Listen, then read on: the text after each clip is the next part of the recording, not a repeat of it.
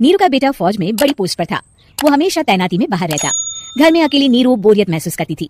नीरू की सहेलियों ने उसे सलाह दी कि वो अपने बेटे की शादी करवा दे, बहू के आ जाने से सब ठीक हो जाएगा। बेटा अपार, तू तो फौज में रहता है, मुझे घर में अकेलापन काटने को दौड़ता है। तू एक काम कर बेटा, शादी कर ले, फिर बहू के साथ मैं घर में आराम से रहूंगी। क्या माँ, मैं जब तक मेजर नहीं बन जाता शादी नहीं करूंगा। तुम कहीं घूमने उमने जाया करो, लेकिन शादी की बात मत करो। इतना कहकर अपार वहां से चला जाता है, लेकिन जाते वक्त उसे माँ की भी चिंता रहती है। एक दिन दरवाजे की घंटी बजती है। नीरू दरवाजा खोलती है तो सामने एक सुंदर सी लड़की साड़ी पहनकर सर पर पल्लू रखकर खड़ी होती है। कौन हो तुम बेटा, और तुम्हें किसने भेजा है? मेरा नाम कंचन है और मैं आपके बेटे अपार की बीवी और आपकी बहू हूँ। तभी घर का फोन बजता है। नीरू फोन उठाती है तो अपार का फोन होता है। माँ, कंचन आ गई। वो आपकी बहू है माँ, और मैंने उससे शादी कर ली है। आप अकेली रहती है तो मैंने आपके लिए शादी कर ली माँ। अच्छा बेटा, बहू तो आ गई, बहुत सुंदर है। अब ना मैं आराम से घर में खुश रहूंगी। इतना कहकर नीरू जैसे ही कंचन की तरफ देखती है, वो उसके पैर छूती है। नीरू कंचन को आशीर्वाद देकर गले लगा लेती है। अगली सुबह नीरू सोकर उठती है तो अरे, सारा घर कितना चमक रहा है।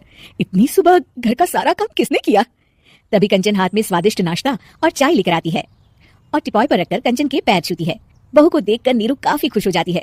वो कंचन से कहती है, कंचन बेटा, आज मेरे घर में किटी पार्टी है, तुम मेरी सहेलियों के लिए कुछ अच्छा बना लेना। माँ, मुझे अच्छा बनाना नहीं आता, आप बता दीजिए, मैं बना दूंगी। अरे मैं भी तो नहीं जानती। ऐसा कर, शाम को इटालियन खाना, सी फूड और चाइनीज खाना बना लेना, ठीक है? कंचन नीरू की बात सुनकर खुश हो जाती है। हाँ माँ, मैं तो ये सब बना सकती हूँ, आप चिंता ना करें।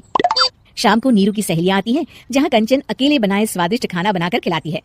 वो सारी सफाई कर सबको खुश कर देती है। कंचन अंदर किचन में जाती है कि तभी नीरू की सहेली बोल पड़ती है। अरे नीरू, तेरी बहू तो बड़ी परफेक्ट है, तेरी हर बात मानती है और सारा काम भी अकेले करती है, तुझे शिकायत का मौका भी नहीं देती।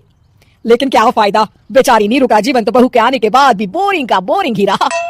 क्यों, ऐसा क्यों बोल रही है? अब तो मेरे साथ मेरी बहू भी रहती है।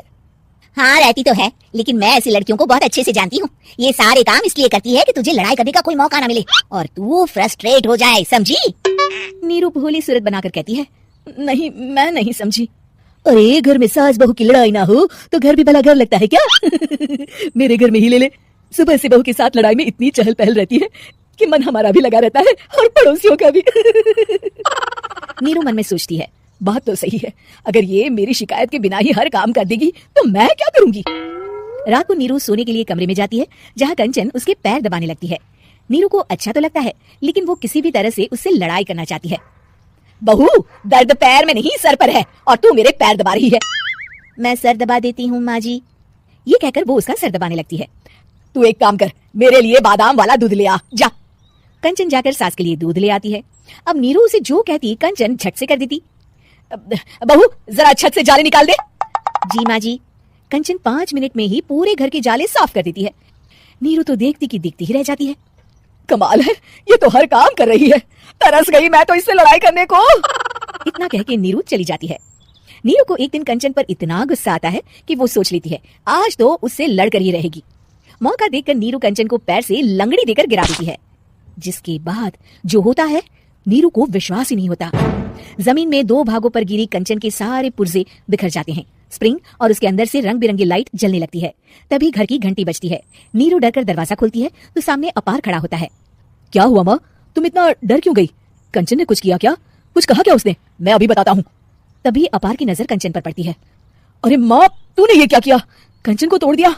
तुम्हारी खुशी के लिए मैंने रॉबर्ट को तुम्हारी बहू बनाकर भेजा था, जिससे तुम्हारी हर इच्छा पूरी हो और तुम खुश रहो। माँ, ये तो इंसान थी भी नहीं, इससे तो गलती हो ही नहीं सकती थी, फिर आपने इसे क्यों तोड़ा? क्या गलती थी इसकी माँ? बेटा, इसकी सबसे बड़ी गलती ये थी कि ये इंसानों की तरह सास से लड़ाई नहीं करती थी। अपार माँ की बात सुनकर हैरान रह जाता है।